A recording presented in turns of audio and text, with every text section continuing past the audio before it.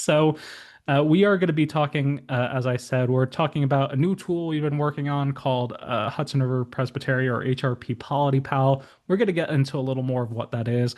What it utilizes, though, is AI. Uh, Specifically, ChatGPT is the model that we are using to run PolityPal. Don't worry, we're going to show you how to access it, how to do all those bits and pieces. But I think just as we go into talking about this tool, I think it's just helpful to provide a little bit of context for you all, just to perhaps refresh your memory or perhaps even introduce you, I guess, to AI if you aren't familiar with AI, besides just hearing it here and there, or that scary thing that's going to take all our jobs at some point. um, but if we're talking about AI, I think it's helpful to have at least some kind of common definition that we're working with. There's lots of different definitions out there. I think for the purpose of what we're talking about this evening, as you look at it on a scale of varying degrees, um, the one that I think the definition I'm working with this evening when we talk about AI is one that comes from an Executive Order 13960. And it really defines AI or artificial intelligence as perhaps more commonly what we think of what AI will be eventually, which is an artificial system that is going to act human. It perhaps mimics how we think, how we sort of connect all the little neurons that we have in our brains to make decisions and how to communicate, how to plan, to achieve goals. And that's, I think perhaps a pretty common definition of AI that most people have when they think about AI or when they hear AI on the news. And perhaps that's been influenced by how they've also associated with AI in consuming some popular media. If you watch anything that's related to like science fiction or anything like that. What's perhaps interesting about AI, because I think we do talk about it in these broad strokes, like in this executive order, as this sort of thing that perhaps at one point will become and have the ability to think or plan or reason like we do, is that as we sort of dig deeper into how we understand AI and as we form these models, we've gotten okay at understanding like how we start the process of AI and sort of perhaps the end bit of it, what it produces.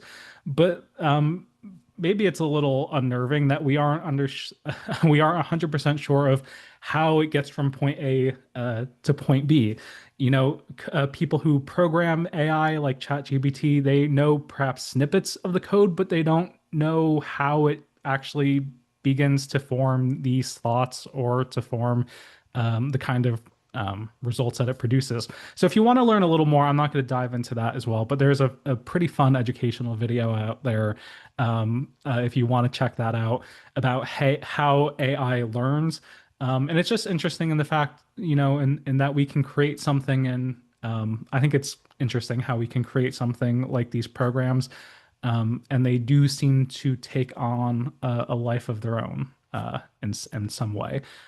These slides are also going to be up on the e-learning portal at the end as well, so you don't have to worry about taking any notes if you miss anything. Just want to mention that as well. And there's a link to the video on the slide as well. So we have that kind of broad definition of AI. And as we think about that, we see today how AI is broken up into sort of these two kind of categories as we speak about AI.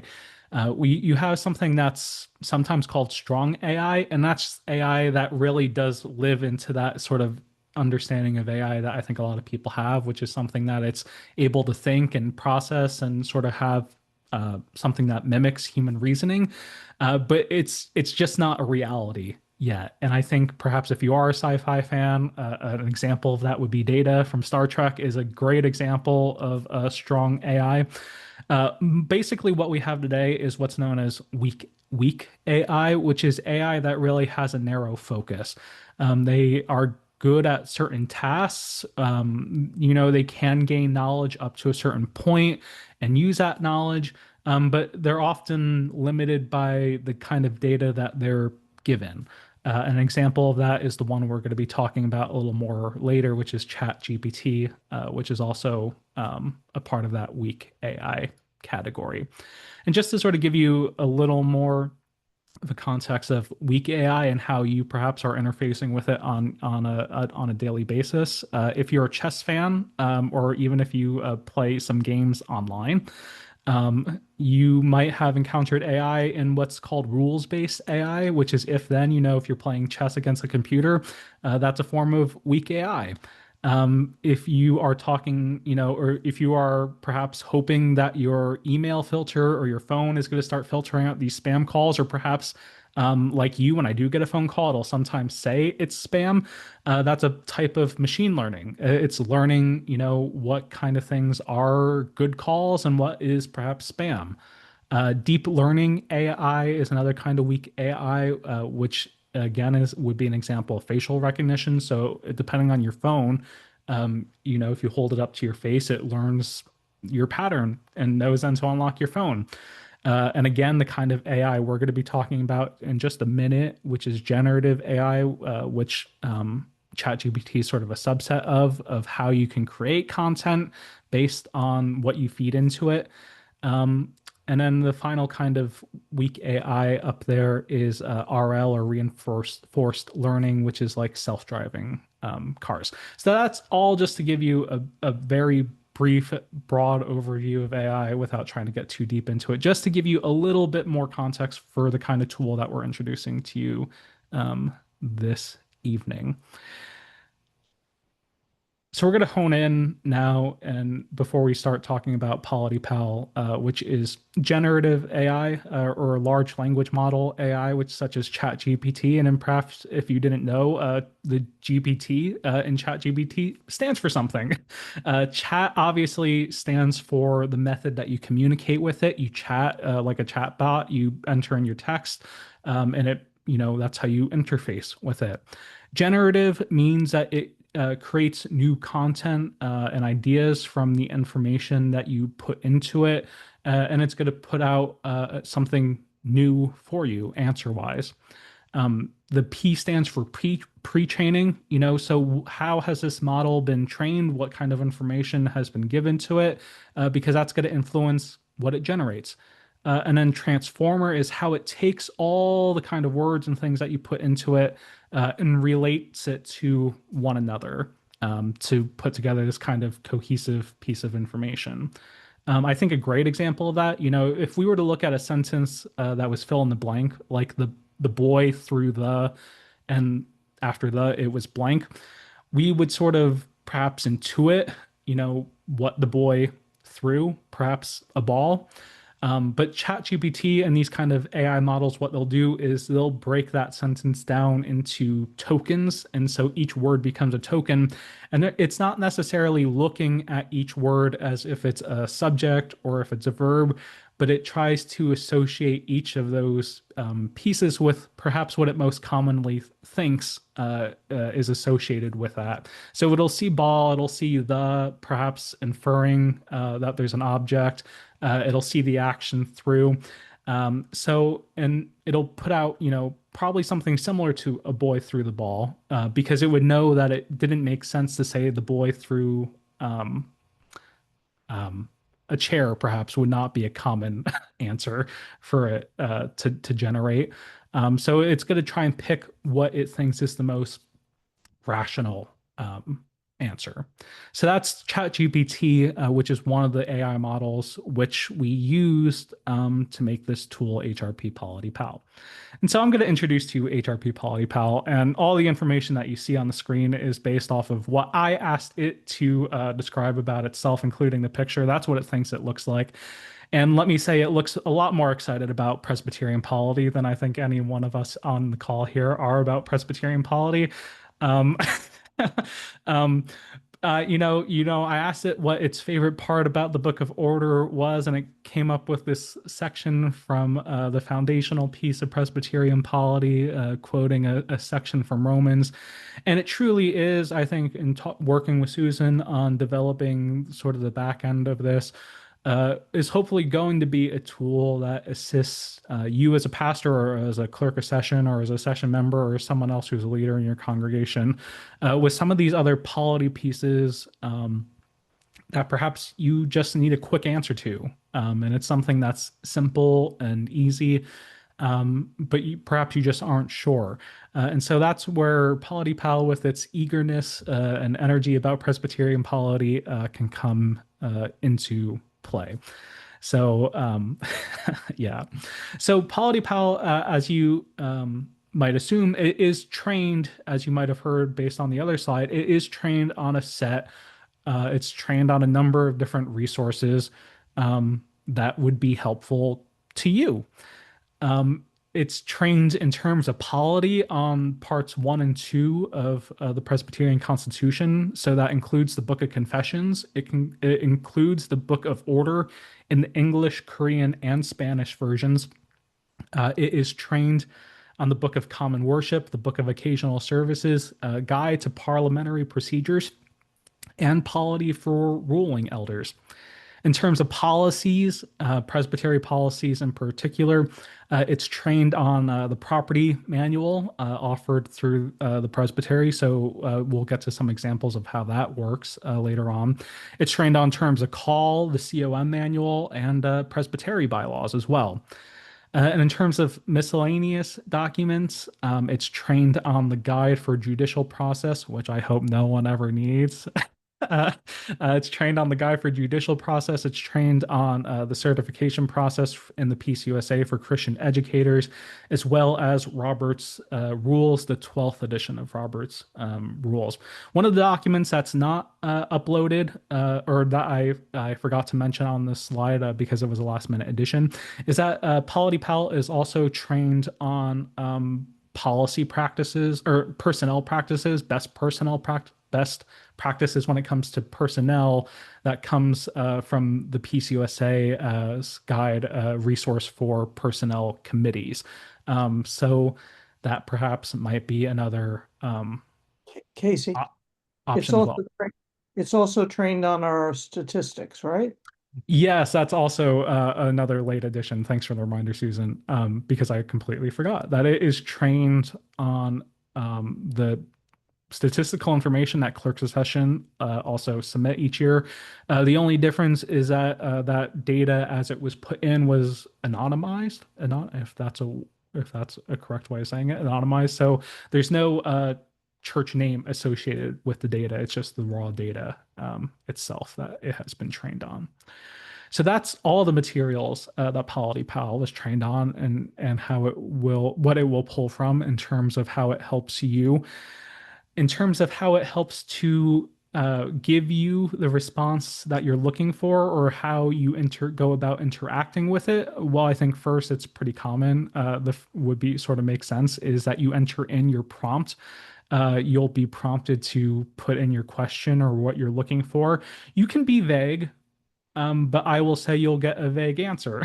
So the more information you put in, the better. But if you were vague, that's okay because PolityPal has been prompted and trained to always, regardless of your question, ask follow-up questions as a part of the process. So even if you are pretty detailed, it's still going to ask you follow-up questions and clarification just for its own benefit as well. Below the follow-up questions, you will see its advice, the advice it generates on what I'll say a first pass without you having provided any additional information. So it'll provide advice, and then it will end by prompting you with some suggested next steps. Perhaps, depending on what you are looking to do, it'll say, hey, you should contact Susan DeGeorge, your stated clerk, or you should contact property committee, or you should do, X, Y, or Z, would be its recommendation. And I'll say this now because it'll come up later again, but it will also end each answer with a disclaimer that it that it is not and I'll say this as someone who has PJC experience also, that this is not a definitive interpretation of the Book of Order or Presbytery policies. So it is a very good tool. It's a good tool, but it's not going to provide you something that's like an authoritative interpretation. So if depending on what you're asking, you probably do want to ask Susan. And while I'm sort of thinking about, the kind of questions that you perhaps may or may not be asking it, since I didn't have a dedicated slide for it, I just wanted, and Susan can jump in here as well after if I miss anything about this. But in terms of privacy, I just want to cover that real quickly, is that because we're looking at the answer that it provides, Susan and I don't see what kind of questions you will be asking of it. But does that mean OpenAI, who runs ChatGPT, will see potentially what you put into it? There's a good chance, you know. So that means, for example, if you suspect there are some illicit or illegal things going on, or you have a very sensitive concern, I would not ask PolityPal questions about anything that is super sensitive, or perhaps if you have any criminal concerns. I would go directly to Susan or whoever the other appropriate person would be.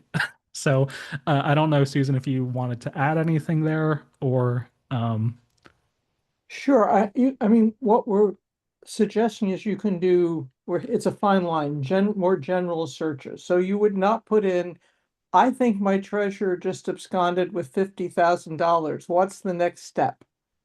Right? That would not be a good search to be asking. If you're asking what are next steps when an officer doesn't keep their commitments, that's a fine search to ask because it's general enough, right? And if you want general information, but OpenAI is clear that it says number one, it uses its data to train other answers. That's it said, but it also is clear that it can use the data in other ways. So as you ask the question, think about which pieces are okay to get out there in the world if this were to go out there.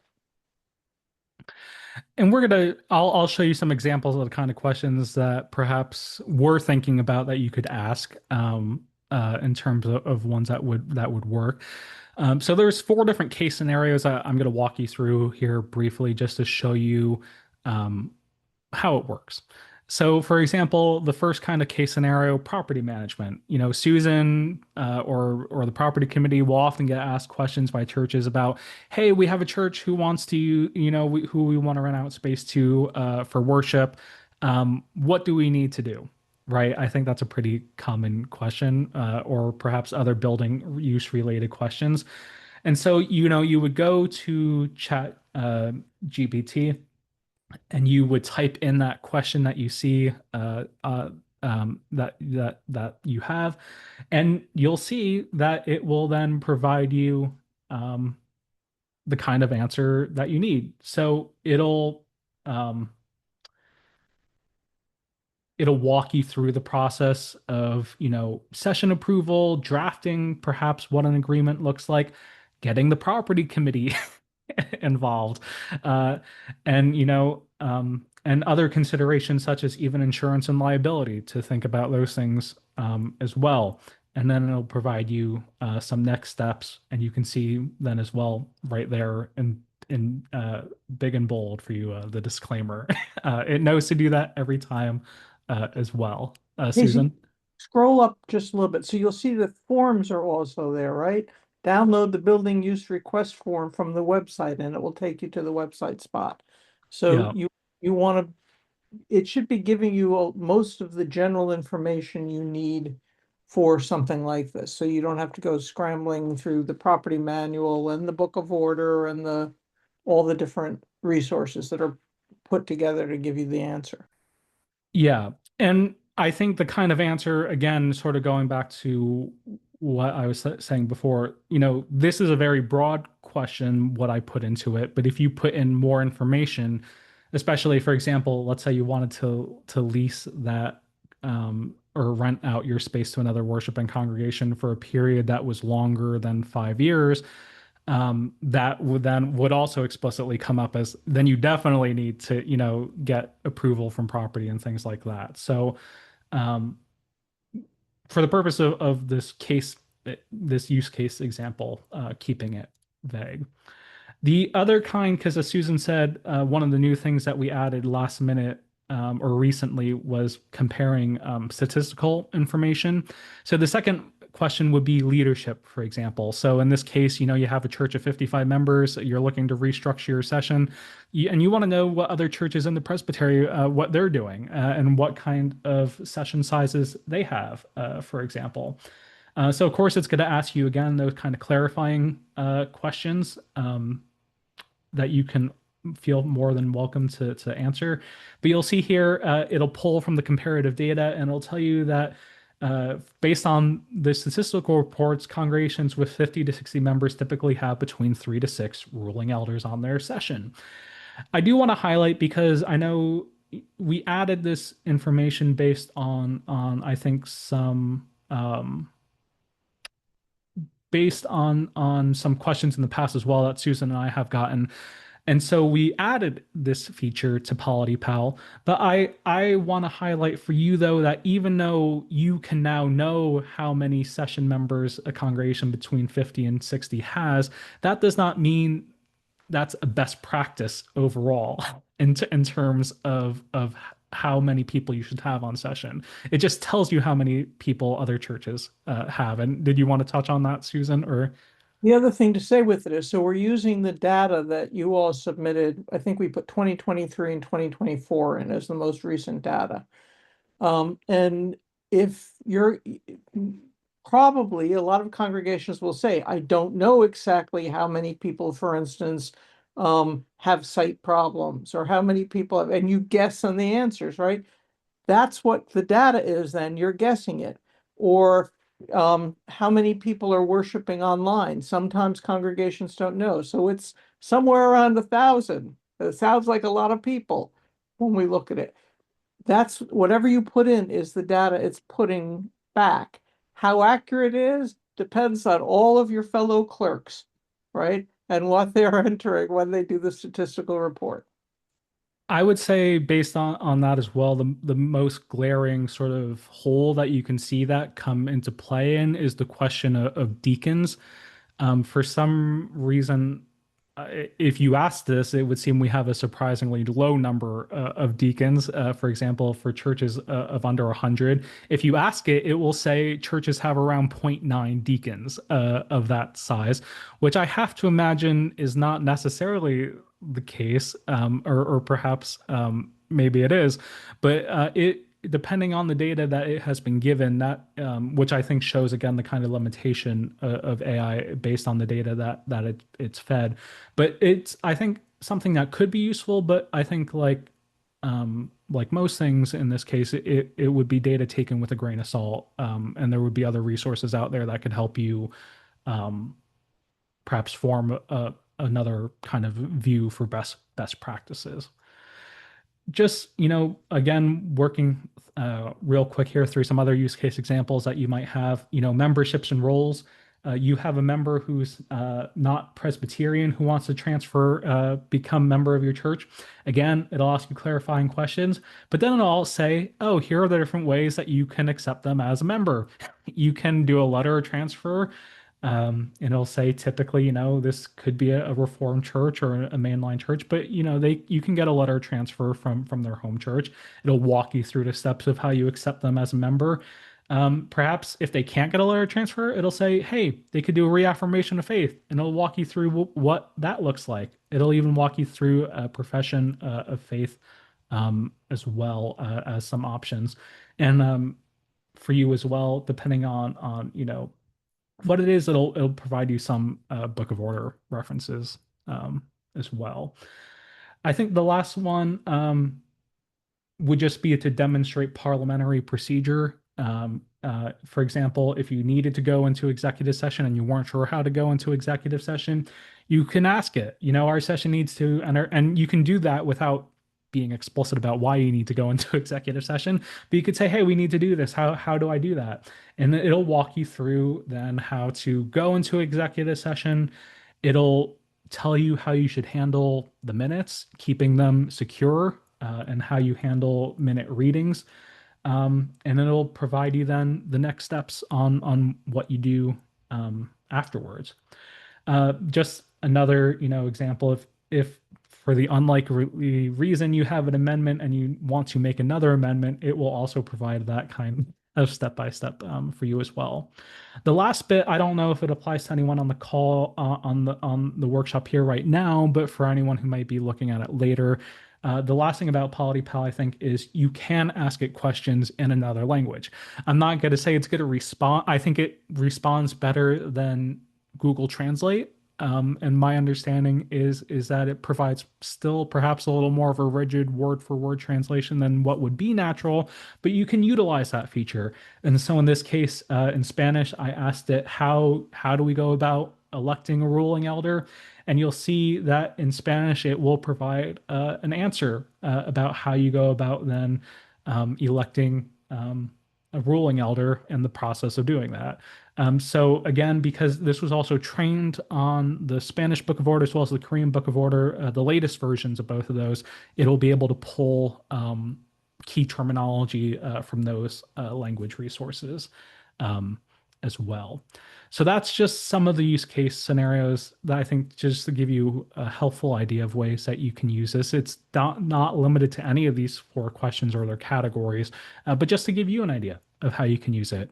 And again, just the disclaimer that this is not a know-all solution. It's not going to replace the knowledge of Susan or anyone on COM. It's just another tool, and it certainly does not replace our work as being the church, capital C, being a connected church. Perhaps as much as we don't want to work with one another from time to time, it's still a key part of who we are as people who are part of this interconnected system.